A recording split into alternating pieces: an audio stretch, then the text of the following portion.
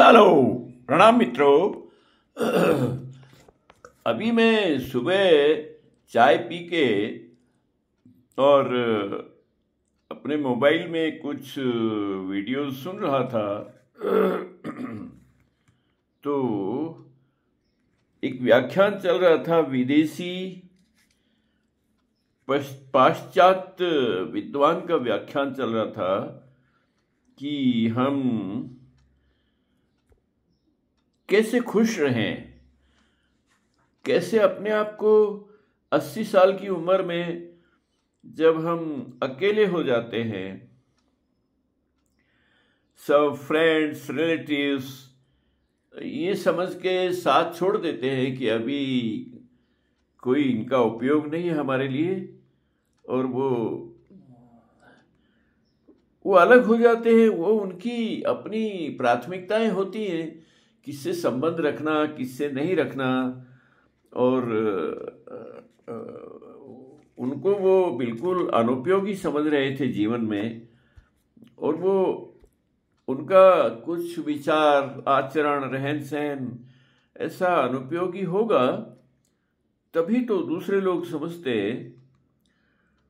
अगर थोड़ा सा भी व्यक्ति सांसारिक दृष्टि से भी उसमें उपयोगिता है समाज के लिए, परिवार के लिए, फ्रेंड्स रिलेटिव्स जो मिलते हैं, संपर्क में आते हैं, उनके लिए, और कुछ नहीं तो कम से कम अच्छी बातें, अच्छे विचार, अच्छा व्यवहार उनका होगा, तो उसको नहीं छोड़ेंगे।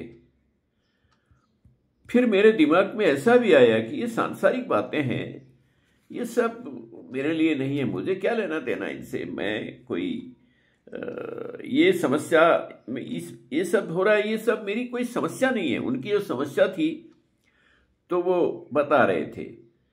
मेरे दिमाग में मुख्य रूप से ये बात आई कि मैं तो 15 साल से अकेला रह रहा हूँ, एकांत में रहता हूँ, और अपना ध्यान साधना करने के अलावा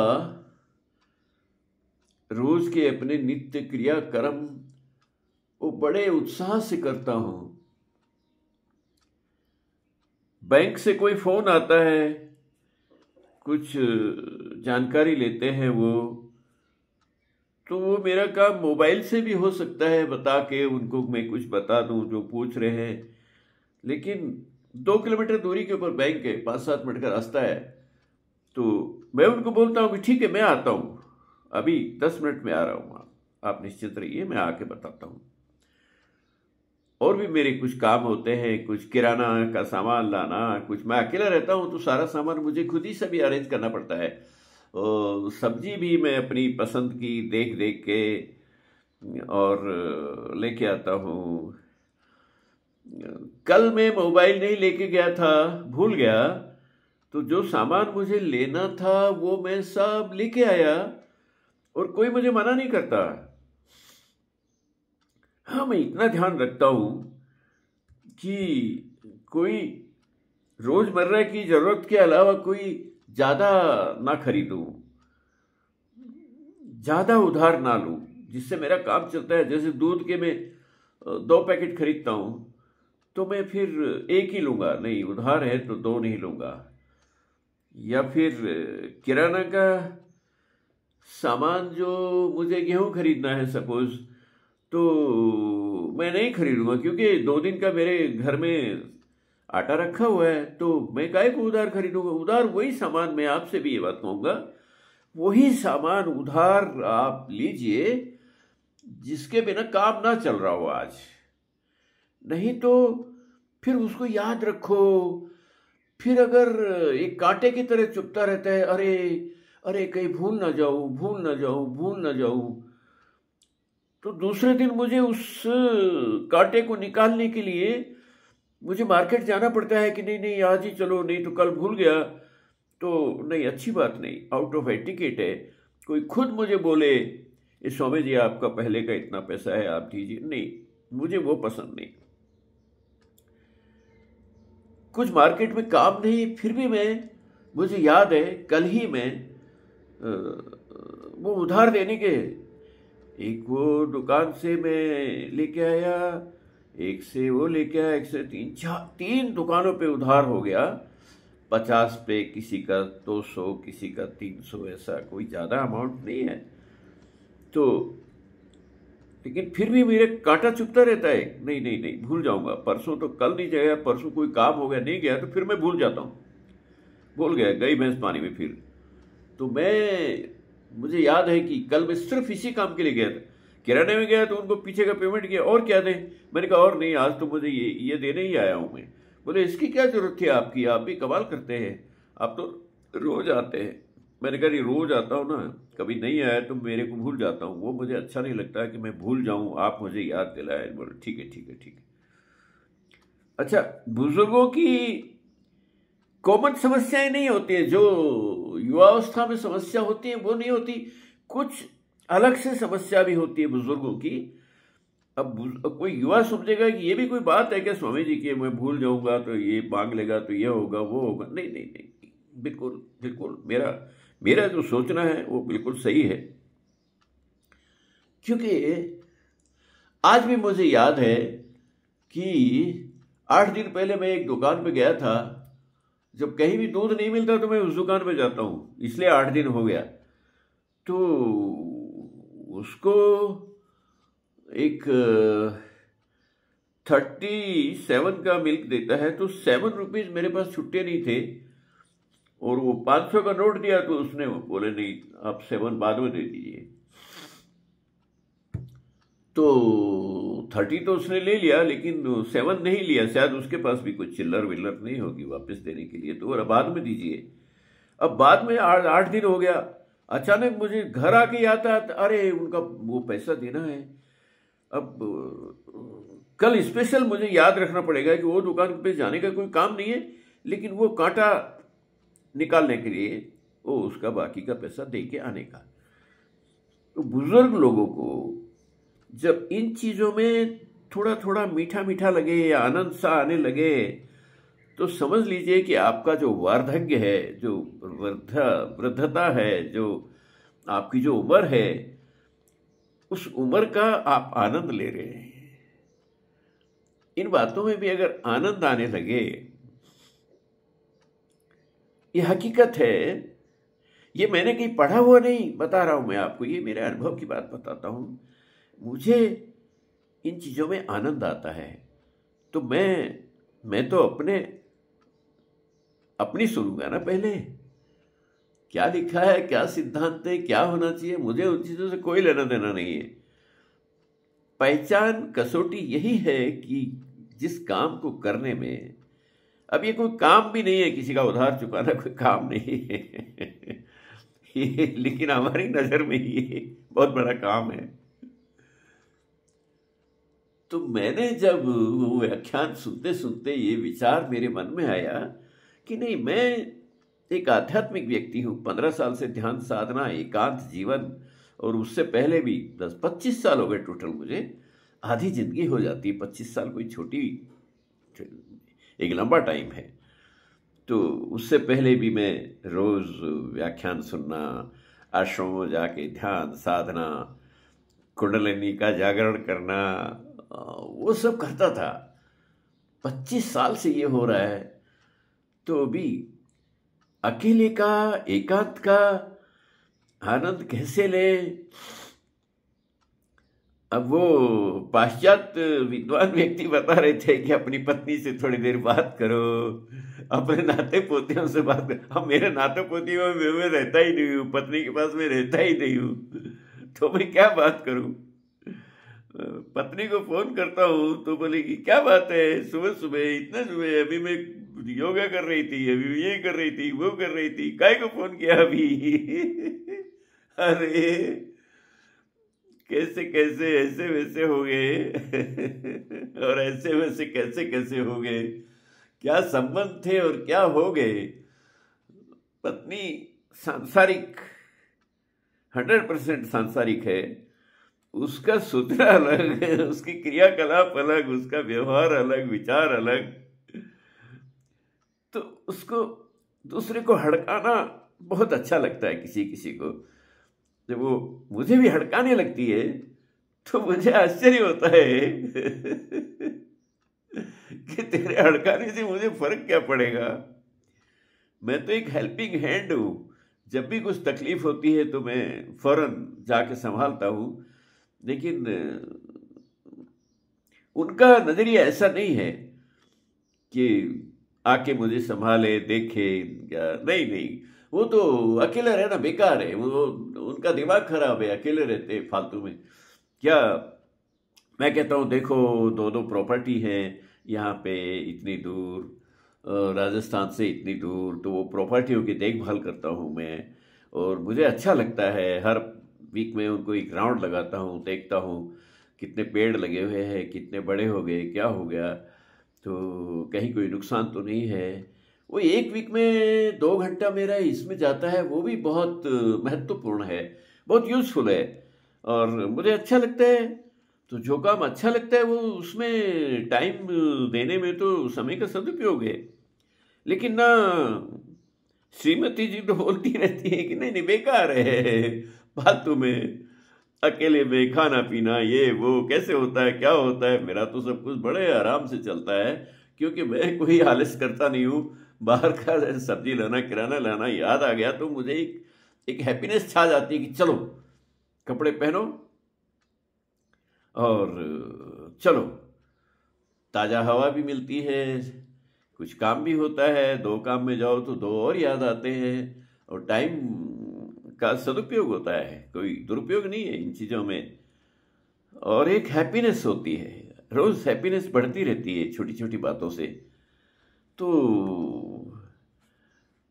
और मुझे ऐसा लगता है कि टाइम कितना तेजी से जा रहा है। कभी कभी 15 तारीख होती है, मैं सोचता हूँ आज 12 है कि 13 है, और तो कोई मेरे पास नहीं, अकेला रहता हूँ। लेकिन मेरी मौसी आती है सुबह 1 घंटे के लिए काम करने के लिए, तो मौसी से पूछता हूँ मैं, मेरी घड़ी में डे और डेट है, लेकिन डे है तो डेट नहीं, और डेट है तो डे नहीं है खाली टाइम में।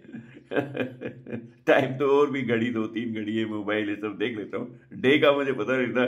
कैलेंडर में हम जब डेट का पता नहीं तो कैलेंडर में डे का भी पता नहीं होता। तो मौसी से पूछता, मौसी मेरा कैलेंडर, मौसी आज कितनी तारीख हो गई। मौसी को परफेक्ट याद रहता है, पता नहीं क्यों। तो आज इतनी तारीख हो गई, ये हो गई, फिर वो हंसती है, आप तारीख भी भूल जाते हैं। हाँ, सोमवार मंगलवार तो भूल जाए क्या है, लेकिन अब तारीख भी 4-4 दिन की आगे पीछे हो जाती है आपकी। मैंने कहा सही है, ठीक है। तो टाइम का पता नहीं, मतलब आप 12 तारीख बता रहे हैं और आप होगी 15।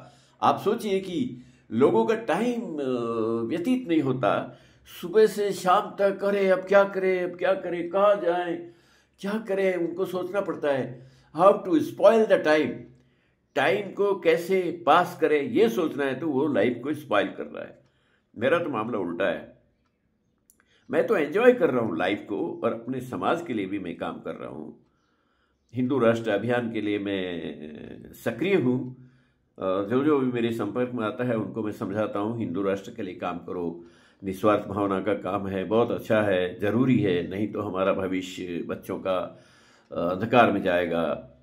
और एक बहुत बड़ा उसका साइड इफ़ेक्ट ये हुआ कि मैंने, मेरी बेटी है, वो पहले सीरियल में, 2 बेटियां सीरियल में काम करती थी, तो उनको जो फिल्म का, सीरियल्स का जो कीड़ा होता है ना, वो कभी मरता नहीं है।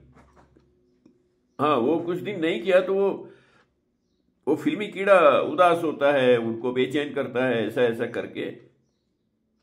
उनके पास जब टाइम हुआ तो बोले पापा हम लोग पिक्चर बना रहे हैं।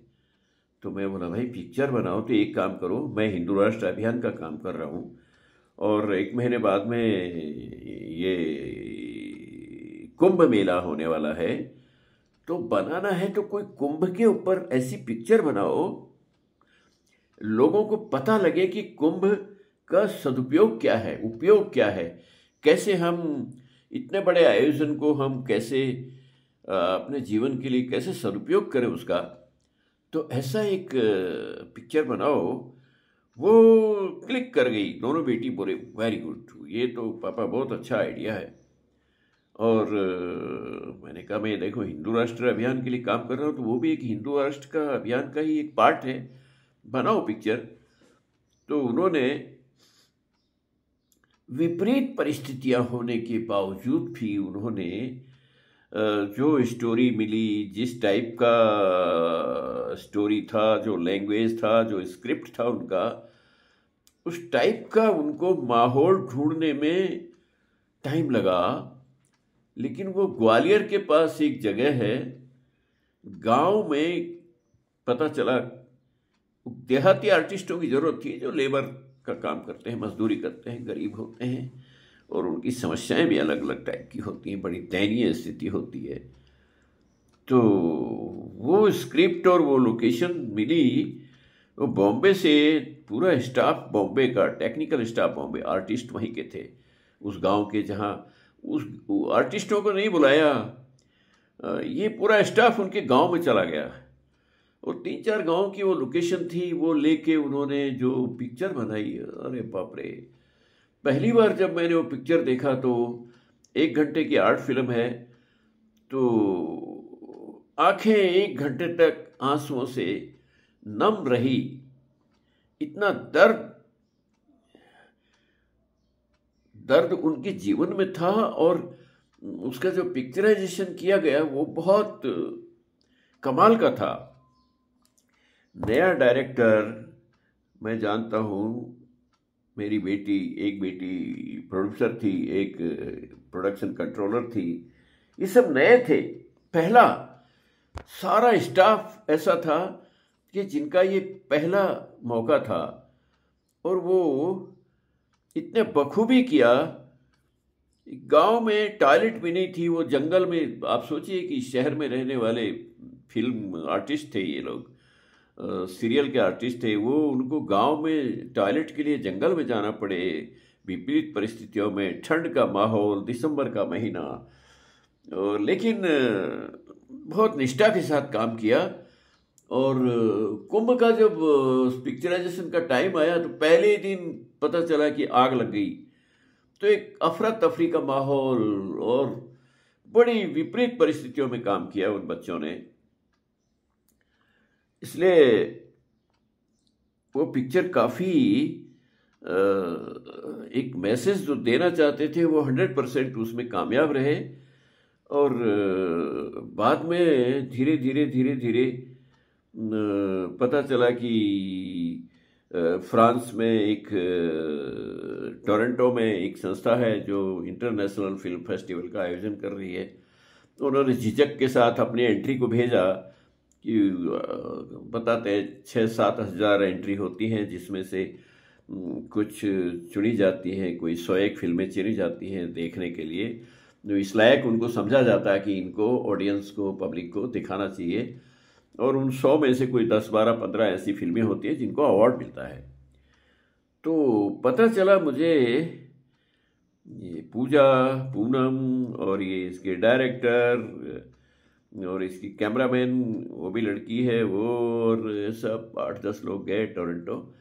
मेरे पास में 8 दिन बाद फ़ोन आया कि पापा हमारी पिक्चर को बेस्ट एशिया की बेस्ट फिल्म का अवार्ड मिला है। अरे बाप रे।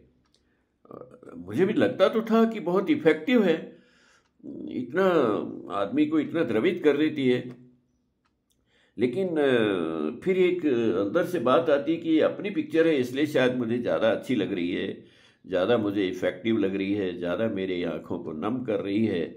पब्लिक को कैसा लगेगा, ऑडियंस को कैसा लगेगा और जो एक्सपर्ट्स हैं उनको कैसा लगेगा, वो एक बात अभी भविष्य में थी। लेकिन वो ठीक लगा, जो मुझे लगा था, हमको लगा था, परिवार को भी ऐसा ही लगा था कि सब द्रवित हो रहे थे और बहुत अच्छी पिक्चर हो रही है, बहुत बनी है, बहुत तारीफ कर रहे थे। लेकिन सवाल यही था कि ये अपनी है इसलिए शायद लग रही है। ये एक तटस्थता का भाव नहीं था। हम दृष्टा की ओर नहीं देख रहे, साक्षी बन के नहीं देख रहे थे इसको, हमारा अपनी फिल्म है ये देख रहे थे। तो थोड़ा वो सवाल तो होता ही है, स्वाभाविक है। लेकिन जब अवार्ड के लिए डिक्लेयर हो गया तो फिर तो आश्चर्य का ठिकाना नहीं रहा। लोग बुढ़े हो जाते हैं जी, 60-60, 70-70 साल की उम्र में बुढ़े, जिनकी बोला 50 साल से फिल्में बना रहे हैं, और दुर्भाग्य है कि उनकी फिल्मों का नंबर नहीं आता। और नया प्रोड्यूसर और पहली पिक्चर, शायद ये मेरे ख्याल से पता करें तो ये रिकॉर्ड ही होगा। ऐसा नहीं हुआ होगा कि नया प्रोड्यूसर, नए कलाकार, सारा पूरा स्टाफ नया, और अनुभव था उनको अपनी पिछली, लेकिन वो अलग काम था, वो एक्टिंग का काम अलग है। बट वो प्रोसेस समझ में आता है कि कैसे बनाएं, कैसे एडिट करें, कैसे काट छांट करें, कैसे क्या क्या क्या क्या करना होता है। बहुत टेक्निकल काम है। वो एक अनुभव था उनको, और उसकी वजह से अच्छे अच्छे टेक्नीशियन मिल जाते हैं, अच्छे अच्छे लोग जुड़ जाते हैं। वो एक अनुभव का एक फ़ायदा होता है, वो फ़ायदा ज़रूर हुआ। लेकिन पहले प्रोड्यूसर और पहली पिक्चर, ये तो टैग लगा ही रहा है ना। बड़े आश्चर्य की बात है। और मैं जो ध्यान साधना करता था उसमें मेरी बेटी ने ये भी बोला कि पापा आप ध्यान कर रहे हैं, साधना कर रहे हैं, तो थोड़ा हमारी पिक्चर की ओर भी ध्यान दीजिए, तो ध्यान साधना में जोड़िए। और मैंने जोड़ा और उसका परिणाम अच्छा आया। तो बेटी ने मुझे, परिवार में सब तरह की बातें होती हैं, प्रलोभन भी दिया, प्रोत्साहन भी दिया कि अगर अवार्ड आ गया, और आज के बाद तो अवार्ड आएगा तो आपकी ध्यान साधना से ही आएगा, आप जो प्रार्थना करते हैं अस्तित्व के प्रति उसी से आएगा। वो आ गया तो मैं 5 लाख की कार आपको गिफ्ट कर दूंगी, निश्चित रहिए आप। मैं चर्चा करता रहता था कि अभी मैं नए साल पे, दिवाली के ऊपर नई गाड़ी लूंगा, ऐसा वैसा मेरा चलता रहता है। तो मैंने कहा नहीं, गिफ्ट की कोई ज़रूरत नहीं है, उसके लिए अलग से मैंने फंड निकाल लिया है मेरा, एफडी तोड़वा के, वो कोई बात नहीं, ये मैं करूँगा, डोंट वरी। तो हो गया। तो फिर मैंने जैसे ही बोला कि अवार्ड मिल गया, तो मैंने कहा एक काम करना, उससे वो गाड़ी का गिफ्ट निकाल लेना क्योंकि मैं तुम लोगों से गिफ्ट नहीं लूँगा, इतनी बड़ी, छोटी मोटी दे देना, एक खिलौना गाड़ी दे देना, मैं खुश हो जाऊंगा। क्योंकि नई गाड़ी खरीदने के लिए मैंने अपना जो बजट है वो सब अरेंज कर लिया है। और ऐसा करके जो अनुभव रहा जिंदगी का, ये उम्र में भी लोगों को परेशानियां झेलनी पड़ती है। अब देखिए, विसंगतियां क्या क्या नहीं होती, किसकी जिंदगी में नहीं होती। 31 साल से कोर्ट में केस चल रहा है मेरा, उसमें मैं 30 साल बाद में अभी जीता हूँ, 3 महीने पहले। और एक प्रॉपर्टी का केस चल रहा है मेरे अपने भाइयों से, वो टोटल 4-5 करोड़ की प्रॉपर्टी का है। लेकिन उन्होंने रो पीट के, रुला के, धुला के, पीछे पड़ के, बहुत परेशान करके उन्होंने 25% पैसा दिया, फिर बाकी का नहीं दिया तो कोर्ट केस किया मैंने। उनके घर में 3-3 वकील है और मैं बाहर का। तो बाहर के आदमियों से कैसे बिहेव करते हैं, वो भूल जाते हैं कि हमारा भाई है, गांव का है, कुछ नहीं अभी क्या लेना देना, भूल जाते हैं, अवॉइड कर देते हैं, नेगलेक्ट कर देते हैं, अनदेखा कर देते हैं। वो केस में हार गया, करोड़ों का केस हार गया। तो मुझे एक जजमेंट सुना, जज ने फैसला सुनाया, वो मेरी समझ में नहीं आया, वो लैंग्वेज अलग होती है। तो मेरे पास में दूसरी पार्टी का जो वकील था, वो मेरे बिल्कुल पास में था, मेरा वकील थोड़ा दूर था। तो वह पास में वो वकील था, तो मैंने उनसे धीरे से पूछा, वकील साहब ये केस आप जीते कि मैं जीता? तो वो वकील साहब मेरे रिश्तेदार भी थे, मेरे भाई के, जिस भाई के साथ मेरा केस चल रहा था उसके दामाद थे वो। मैंने उनको वकील साहब बोलता था, वकील साहब क्या हुआ आपके? उन्होंने, वो भी अभी रिश्तेदारी का जवाब उन्होंने बहुत अच्छी तरह से दिया, बहुत बहुत प्यार से जवाब दिया, बहुत सम्मानजनक तरीके से दिया। वो थोड़ा नॉर्मल होके बोले, नहीं, खुशी जाहिर नहीं की, पर उन्होंने कहा कि नहीं, वो आपके पक्ष में नहीं गया। दुख जाहिर किया मुझे।